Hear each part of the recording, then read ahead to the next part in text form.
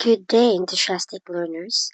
This video is a video clip on how to use Canva in creating your documents as your school output. For example, in editing your Filipino 9, mga halimbawa ng tekstong visual. You can choose whether to install the Canva app to your laptop or cell phone, or you can just open it using your browser and type canva.com. To start with, so you can click the templates on the left side, or you can type your template on the search bar. So for example, we have cover page for documents.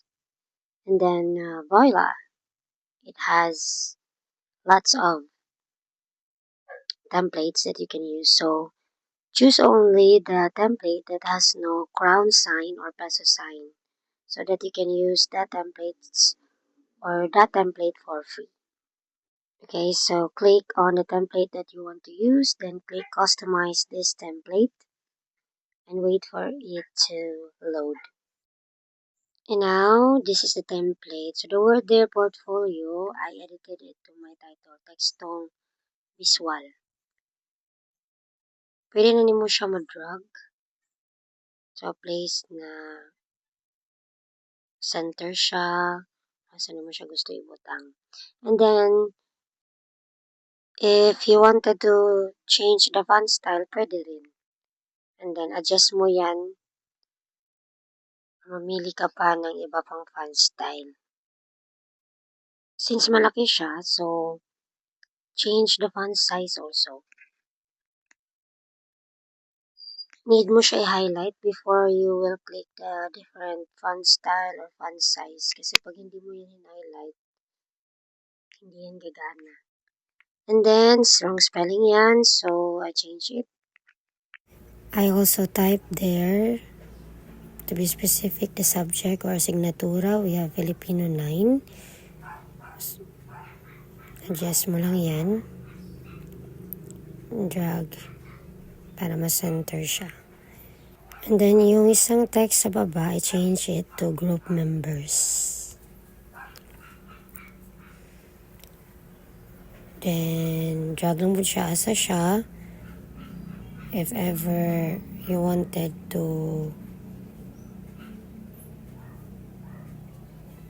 have it on the side tapos na laban siya or na overlap, click lang na click position, then click to the front or to front para di siya matabunan. And there I add page, blank page.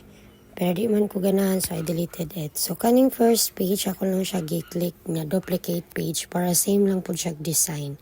Then gipang delete lang na ako dere ang ubang text. And then ang uban ako lang pong gi-edit into another text. So drag lang na siya sa nimo dapat ibutang, di siya matabunan. Kung na element dera nga makatabon, i-click lang na yan, then i-drag po siya. Another na po, nag-duplicate page na po ko, then change it to another na title.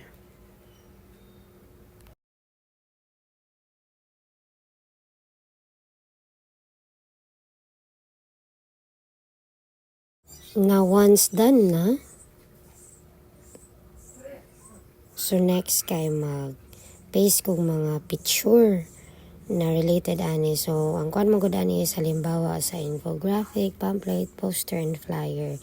So, I try to have this in the elements. Pero wala ko nipili dira. So, I go sa upload. And wala man dira pictures daan. So, I go for the search bar sa upload. So, I search infograph. And then, wala man ko infographic rather. Wala man ni siya daghang example. So, pwede we can upload files. If wala pa kay pictures daan or in advance, we will use now Google. So, we'll search there mga examples. So, for example, sa infographics, then type then there, click image, and then choose lang dira. Once naka-choose na ka, laptop imo gamit, right click lang na, then save image as, then save. Pero if phone imong gamit, once naka-click ang photo, ayaw screenshot. So once you click the photo, you prolong the press and then ay mo gawas dira save image. So click save image, then save. Once you are done saving examples or images, so you can actually, kung laptop siya diri, pwede rin mo makapy-paste diretso. Or you can click upload files. Okay, to upload files, click upload files. Tapos, click ka sa image na yung gusto i-upload and click open. So, makita na mo sa kilid, nag-uploading na dira. Okay, then wait lang na ma-upload na siya. So, para makita, i-click na nimo X. So, nadirang mga uploaded files nimo. Then, click lang na yung na-upload. Then, makita na dira sa page nimo. And then, click na po kaglain i-upload files. Click na po itong image nga na-upload. Then, paste na siya diretsyo sa imuhang page. Drag lang, adjust, asa nimo siya gusto ibutang. Okay, now, ito na po ito sa flyer. So, ito na po ito sa examples of flyers. And click images. Then, pili lang ka dira, click picture, then right-click, save image as. So, kung laptop, pwede na po itong copy image, then copy-paste na ito nimo. Kung cellphone, right-click lang to siya ha. Or, di gani mo right-click, kaya right-click ang phone, imo lang siyang ilong press.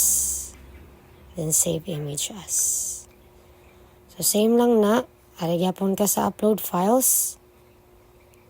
And click na lang ito na yung tulo na yung download ganina. Then once nga fully loaded na siya, i-click lang nimo siya. Paste na siya diretso sa page. And then imo lang siyang i-drag. Asa siya nimo i-drag.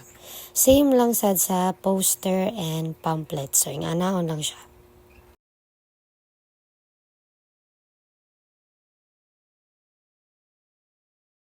Okay, same lang yapon ang process sa imuhang pamphlets. Mag-save ka daan and then para naka i-upload dito later sa imuhang Canva.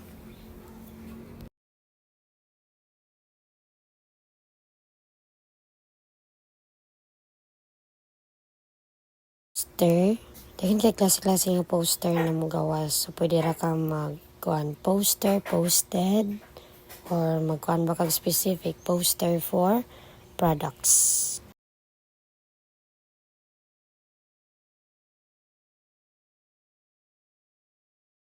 Wanted to add more designs sa akong page. So, ato ko sa element. Then, nag-type ko happy face. Then, nag-tick ko. Then, ma-appear na siya sa page. I-drag lang siya sa nimo siya gusto ibutang. Then, adjust. Aron dili ma-overlapan ng imong mga images uban or text. And then, dire na po sa pamphlet, I search sa element reading. Na reading na icon or bata dira walang pong gidrag and so on.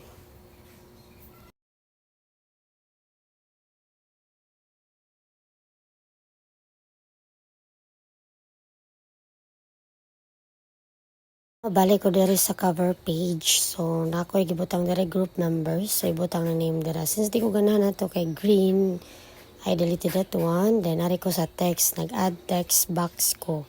Then, nag-type ko balik. Then, i-drag lang na siya. Kaya ni-overlap man dito. Drag na siya para di siya dito ma-overlap. So, nag-type na pod ko diri group members. Then, adjust lang sa font size. Para mas maklaro siya. Highlight sa gid na siya. Ka mo pilig font size. You are done. Click share. Nasa right upper. Click copy link. So, nakanang only you can access. I-change na anyone with the link para maka-open ko or edit. So, copy link. Then, imo nang i-paste dito sa messenger. Thank you. So, that's all. Thank you for listening and I hope you will subscribe.